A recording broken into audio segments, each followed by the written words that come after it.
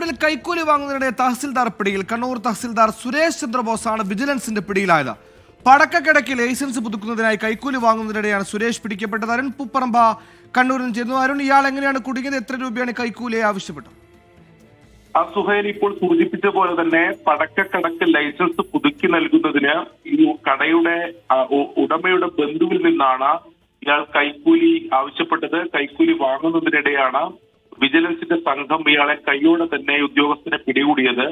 കണ്ണൂർ തഹസിൽദാറായ സുരേഷ് ചന്ദ്രബോസാണ് വിജിലൻസിന്റെ പിടിയിലായത്. കല്യാശ്ശേരിയിൽ ഇയാളെ വീട്ടിലെത്തി പണം നൽകുന്നതിന് വേണ്ടിയാണ് ആവശ്യപ്പെട്ടത്. അത് നേരത്തെ ഈ കടയുടമ ഉൾപ്പെടെ ഈ വിജിലൻസിൽ പരാതി നൽകിയിരുന്നു. ഇതിന്റെ അടിസ്ഥാനത്തിൽ നടത്തിയ നീക്കത്തിനൊടുവിലാണ് ഇയാൾ പിടിയിലായത്. ഇയാൾ ഇതിനു മുമ്പും ഇത്തരത്തിൽ വില്ലേജ് ഓഫീസറായി നിൽക്കുന്ന ഘട്ടത്തിലും കൈക്കൂലി കേസിൽ പിടിയിലാവുകയും സസ്പെൻഷൻ നേരിടുകയും ചെയ്തിട്ടുണ്ട്. എന്തായാലും വിജിലൻസ് ഇതിൽ തുടർ നടപടി സ്വീകരിച്ചു വരികയാണ്.